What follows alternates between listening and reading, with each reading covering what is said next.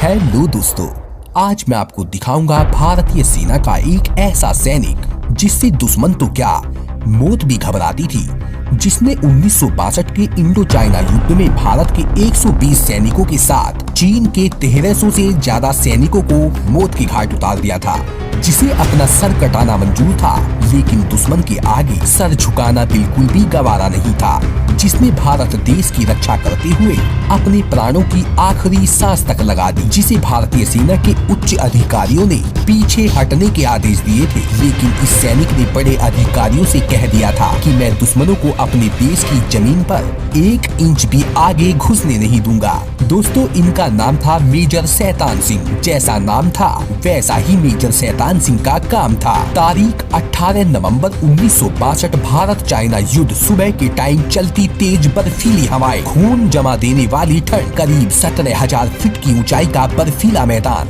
शून्य से भी कम तापमान में जिस पर लड़ने का कोई अनुभव नहीं। सामने थी सेल्फ लोडिंग राइफल असला बारूद से लैस आती दुश्मनों की बड़ी सेना, जिसका मुकाबला करने के लिए भारतीय सेना के पास 303 पुरानी बंदूकें और थोड़ा गोला बारूद था। कमांडिंग ऑफिसर ने भी तुरंत कोई मदद देने से इनकार कर दिया था। ब्रिगेड कमांडर का आदेश मिला कि या तो वो युद्ध करे या चौकी को छोड़कर पीछे हट जाएं। मतलब हालात चारों तरफ से विपरीत थे। फिर भी यह जाबाज सिपाही अपने मेजर के साथ दुश्मनों सैनिकों से ऐसे लड़े, दुश्मन सेना के छक्के छुड़ा दिए। यह कहानी है 18 नवंबर 1962 रेंजांगला भारत और चाइना की लड़ाई की। मेजर शैतान सिंह रेंजांगला के चुसूल सेक्टर के कुमाऊं रेजिमेंट की 13वीं बटालियन के 120 जवानों के साथ तैनात थे। चार्ली कंपनी की कमान मेजर शैतान सिंह के हाथ में थी और सभी जवान 3 पलटन में अपनी अपनी पोजीशन पर तैनात थे।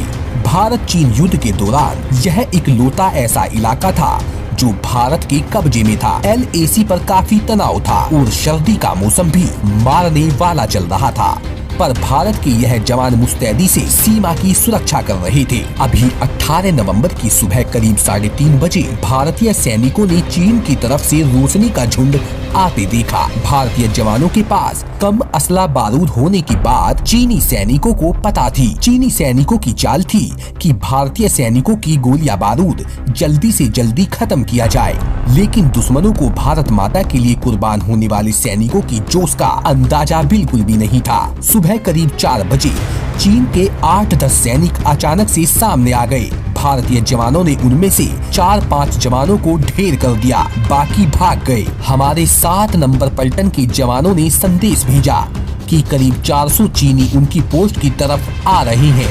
तभी 8 बटालियन ने भी मैसेज भेजा कि रीज की तरफ से करीब 800 चीनी सैनिक आ रहे हैं। मेजर शैतान सिंह को ब्रिगेडियर से आदेश मिल चुका था कि या तो युद्ध करें या वो चौकी छोड़कर वापस आ जाएं, पर इन जवानों ने पीछे हटने से मना कर दिया था। इसके बाद मेजर ने अपने सैनिकों को कह दिया था कि अगर कोई वापस जाना चाहता है तो जा सकता है, लेकिन सभी जवान मेजर शैतान सिंह का साथ देने के लिए तैयार थे। दोस्तों, मेजर शैतान सिंह ने अपने जवानों का हौसला बढ़ाते हुए रणनीति बनाई कि फायरिंग रेंज में आने पर ही दुश्मनों पर गोली चलाएं। मेजर हर पलटन के पास जाकर एक जवान का हौसला बढ़ा रहे थे। कुछ देर की गोलीबारी के बाद शांति छा गई। नंबर 7 पलटन ने संदेशा भेजा कि हमने चीनी सैनिकों को खदेड़ दिया है और अब सब जवान सुरक्षित हैं। तभी चीनियों का एक बम का गोला भारतीय बंकर में आकर गिरा। अभी भारत के सभी सैनिक सुरक्षित थे। तुरंत शैतान सिंह ने बम और गोलियों से अटैक कर दिया और देखते ही देखते चीनी सैनिकों को जहन्नुम में पहुंचा दिया। शैतान सिंह ने अपने सभी सैनिकों से कह दिया था कि हमारी एक गोली पर एक दुश्मन का नाम लिखा है। हमारे पास कम हथियार गोला बारूद है, हमें सोच समझकर काम लेना चाहिए। देखते ही देखते हथियार धीरे धीरे कम हो रहे थे। शैतान सिंह ने बोला, चीनी सैनिकों को मारो और इनके हथियार अपने हाथ में ले लो। हमारे जवानों ने ऐसा ही किया। हमारे जवान चीनी सैनिकों पर भारी पड़ने लगे। कुछ ही देर बाद चीनी सैनिक 2 गुना संख्या में पहुंच गए। दोबारा से जबरदस्त फायरिंग शुरू हो गई। इस बीच मेजर शैतान सिंह की बाहों में एक बंदूक की गोली आकर लगी। एक सिपाही ने उनके हाथ पर पट्टी बांध दी और आराम करने के लिए मेजर शैतान सिंह को कहा, लेकिन घायल मेजर शैतान सिंह ने अपनी मशीन गन का ट्रिगर अपने पैरों पर बंधवा लिया और लगातार फायरिंग शुरू कर दी।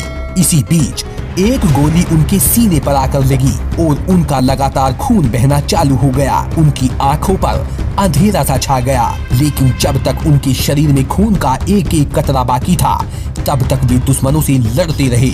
मेजर शैतान सिंह ने सूबेदार रामचंद्र यादव को नीचे बटालियन के पास जाने को कहा ताकि वह उन्हें सब बता सके कि हम कितनी वीरता से लड़े थे। लेकिन सूबेदार अपने मेजर को चीनियों के चुंगल में नहीं छोड़ना चाहते थे, इसलिए उन्होंने शैतान सिंह को अपनी पीठ पर बांध लिया और बर्फ में नीचे की ओर लुढ़क गए। कुछ नीचे आकर उन्हें एक पत्थर के सहारे लेटा दिया। करीब 8:15 मेजर ने आखिरी सांस ली। सूबेदार रामचंद्र ने हाथ से ही बर्फ हटाकर गड्ढा किया और मेजर की बॉडी को दफना दिया। कुछ समय बाद युद्ध खत्म हो गया। दोस्तों, जब भारतीय सेना को यह जवान बर्फ में दबे मिले तो किसी के हाथ में मशीन गन थी तो किसी के हाथ में ग्रेनेड। किसी भी जवान की पीठ पर गोली नहीं लगी थी। मतलब हमारे जवान शेर की तरह लड़ते लड़ते शहीद हुए थे। मेजर शैतान सिंह के पैरों में रस्सी बंधी थी और रस्सी के सहारे मशीन गन बंधी हुई थी। दोस्तों, इस जंग में भारतीय सेना के 114 जवान शहीद हो गए थे और 5 जवानों को चाइना ने बंदी बना लिया था। इंडियन आर्मी के इन जवानों ने चाइना के सैनिकों को 1 इंच भी भारतीय सीमा में घुसने नहीं दिया था। दोस्तों, मेजर शैतान सिंह को इनकी बहादुरी पर भारत का सर्वोच्च सम्मान परमवीर चक्र से सम्मानित किया गया, जबकि 5 जवानों को वीर चक्र दिया गया और 4 जवानों को सेना मेडल से नवाजा गया। दोस्तों, आपसे रिक्वेस्ट है कि हमारे जवानों के लिए कमेंट में जय हिंद लिखकर चैनल को सब्सक्राइब करना बिल्कुल ना भूलें। मैं मिलता हूं और एक बेहतरीन वीडियो के साथ। धन्यवाद।